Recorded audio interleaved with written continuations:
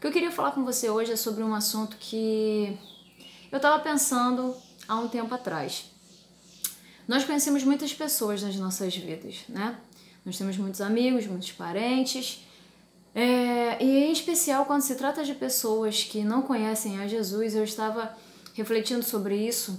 É muito, mas muito comum mesmo que a gente tenha uma preocupação com pessoas que claramente estão bem distantes da vida com Deus. Ou seja, se você tem um amigo que, por exemplo, ele está no mundo das drogas, se você tem um amigo que, por exemplo, ele está andando em más companhias, ou se você tem um amigo que tem um problema muito sério em casa, familiar, de repente, que não consegue ter um bom relacionamento com o pai ou com a mãe, enfim, você tende a se preocupar com essa pessoa, certo? E você provavelmente vai chegar para essa pessoa em alguma hora, quando você tiver oportunidade, você vai falar para ela, olha, não faz isso, larga essa droga, tenta ter um pouco mais de paciência com seu pai, com a sua mãe, né? Tente consertar as coisas ao seu redor, se afaste dessas más companhias, se afaste desses amigos, porque na realidade você sabe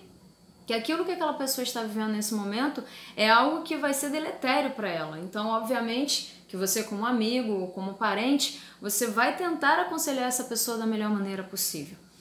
E nós temos aqueles amigos, aqueles parentes e aquelas pessoas em que, embora elas também não sejam cristãs, elas são pessoas legais, elas são pessoas bacanas, elas são pessoas de coração bom, são pessoas que doam coisas para quem precisa, são pessoas que não denigrem, que não mentem, que não roubam, que não matam, que não se drogam, são pessoas que têm a vida, ai que tristeza, às vezes melhor do que muitos crentes.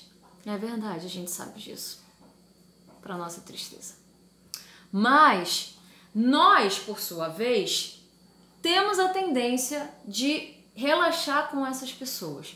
O que eu tô querendo dizer?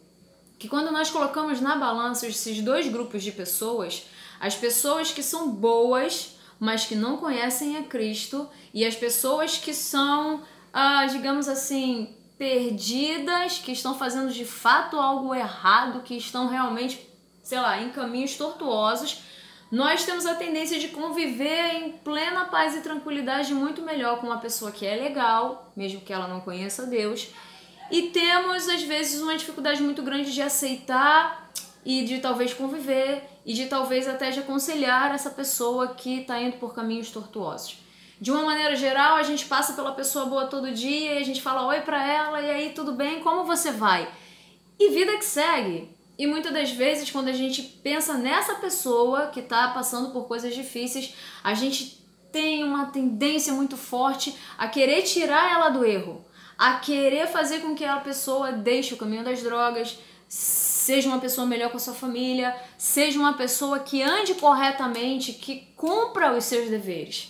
E isso não é um erro, mas pode se tornar um erro. Por que eu estou dizendo isso? Porque como cristãos eu sinto que às vezes nossas preocupações estão muito mais ligadas com o fato das pessoas estarem fazendo certo ou não do que com o fato de o coração delas estarem em Cristo, o coração delas de fato conhecerem a Deus.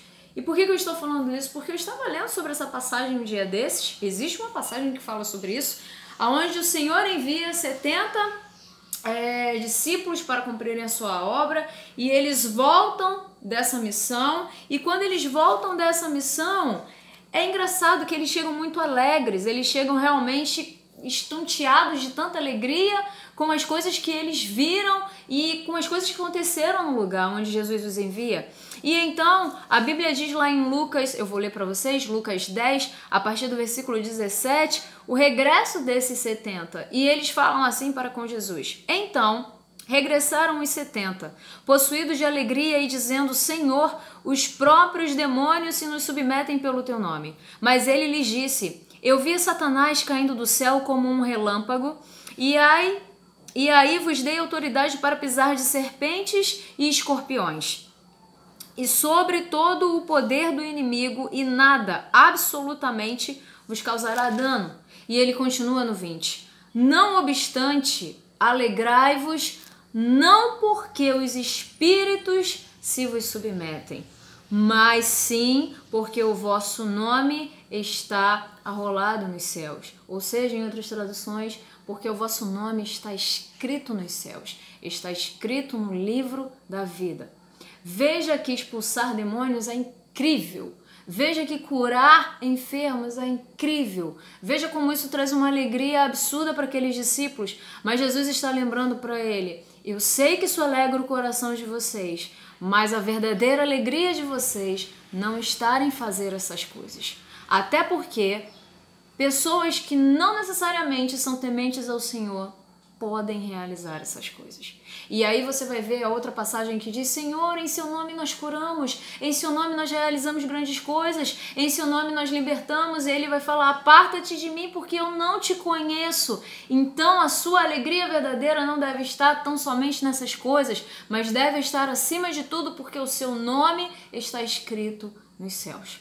Veja que é mais importante fazer com que aqueles que nós conhecemos tenham um nome escrito nos céus do que, primeiramente, fazer com que eles obedeçam a Deus, fazer com que eles se retirem dos seus maus caminhos. Aquele que não conhece o Senhor dificilmente vai se retirar dos seus maus caminhos, dificilmente vai conseguir ter uma vida justa, porque nós somos justificados em Cristo. Então, eu sei que nós devemos sim falar para as pessoas que elas devem largar as drogas, a bebida, a prostituição, nós devemos, mas nós devemos, acima de tudo, fazer com que elas entendam que elas necessitam da salvação de Cristo Jesus, que elas precisam estar com seus nomes escritos nos céus. Então, trabalhando nisso e fazendo com que o amor de Cristo venha no interior do coração dessas pessoas, aí sim, nós teremos mais autoridade para que a gente possa trabalhar na vida dela de maneira com que ela entenda: olha,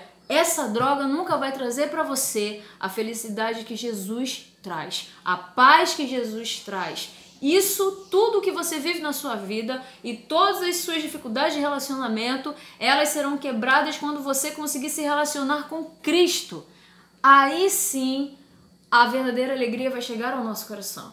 Então essa é a mensagem que eu quero falar para você hoje. Se você conhece pessoas nesses caminhos, aconselhe com que elas saiam desse caminho, sim. Mas acima de tudo, trabalhe para que elas consigam conhecer a Cristo e para que elas tenham o seu nome escrito nos céus.